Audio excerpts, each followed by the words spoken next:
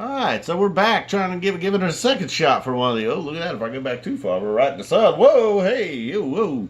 So now, I didn't think I'd go back as far as 2003 this time. When I chose 2012, that seemed more recent, and it is more recent, but still, even 2012 is going back a little bit, but slightly more current. Definitely at least 3.0, not going all the way back to 2.0 on you. So we got the Skin It Back opener tonight, and that one, that had been on the shelf for a long time. Still pretty rare when we get that one.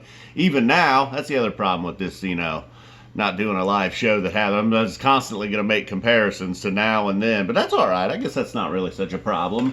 So then they get right into Possum after that, and then Tube. Boy, if you think Tube doesn't have a jam sometimes these days, this Tube, man, this might have been under 5 minutes for this Tube. Happiness is a Warm Gun. Busting that out, the only other time they had played it was on the Beatles' Halloween night, and now still to this day, never been played again. Wonder what was up with that. Why that one? I always wonder that. Sometimes, why do they choose a song just totally out of nowhere? Do they get a request from somebody close to them, and they're like, all right, I'll fill that request. Feel like there were some years? Nah. Thought maybe these were the sign years, but I don't know. Then we got the Mike's Hydrogen Weekapog, the classic Mike's groove as it was. Got a lot of those at early in 3.0, it seemed like. Nowadays, Mike's will just drift into anything and then finally get back around to Weekapog. If it ever gets around to Weekapog, you might just get a Weekapog some nights. So then Haley's Comet after that, Axilla. At this point, I was thinking, this is where I might struggle sometimes listening to some of these older shows. Yamar, Joy, they're just going on and on here in the first set. Very little jam. Look at the whole Mike's groove as a jam. That was pretty nice. That Skin It Back opener had a little bit of jam going on.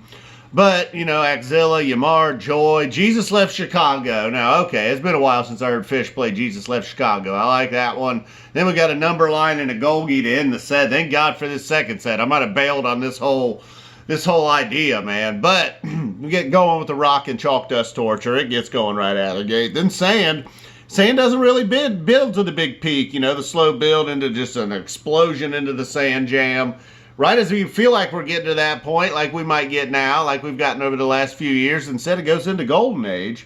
Golden Age gets to that point, probably the jam of the night. That Antelope was on fire to end the night. Not necessarily a jam, though, although it did, in fact, jam. Jamalope. So the Golden Age, and then it was like, as they were still in the song, but kind of jamming on Golden Age, it was like, wow, because I didn't check out a lot of Phish in 2011, 12, 13. And those were some of the years I missed a lot of shows. I started thinking, during that jam, I started thinking, wow, this is what I missed. I wonder why I walked away. Like, if they ever quit or if I ever walk away again, take a little break, these are the moments that I'll definitely miss. And then it just transitioned where it was like, all right, now they're clearly just jamming this out. And then again, while this is maybe a little different sound than what they got going on right now, it's like, this is what I always like. That's definitely Trey. The drums are awesome. Mike, you're hearing the bass way more than you do in your average rock band. And then Page over there, of course, Dr. McConnell always getting it done. So the Golden Age really did jam out. Jam of the night, probably right there. And then Wolfman's brother, same thing as the Sand, right when we think, the Wolfman's is going to build and build and build and then just blast us off our seats. Trey gets into a little vocal thing. I don't know what he was doing. Maybe was that like some scat singing or something going on there? What do they call that Trey was doing? But it didn't really. I felt like, oh boy, strap in. Here we go for this Wolfman's. But then it just goes right into Walk Away, which is a good sign, obviously. The reason I chose this show. The other day, that 03 show had a Catapult. It's got to Walk Away in the second set. Feeling good there. And I can see how they were feeling it. It was slowly building. The Chalk Dust rocked. The Sand was good. The Golden Age, they were really feeling it. Then the Wolfman, I don't know what was going on, inspired Trey to just start goofing around vocally. Right into the Walk Away. His Walk Away felt a little Santos-y. When they tell you they really jammed it out, rocked it out, really. Just went straight up fucking rock and roll in the Walk Away jam. And it felt like, there for a moment, got into like a Tweezer Reprise kind of, just that territory, that style of just ripping it up. Goes into what I feel like, oh yeah, this feels like a Santos jam right here.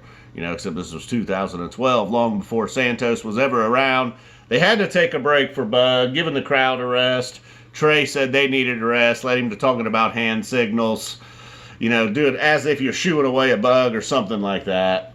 So then they go into bug, all right. We needed to cool down. We needed a low point at some point. Then we're going right back into Fluffhead. A nice played Fluffhead. Wedge, okay.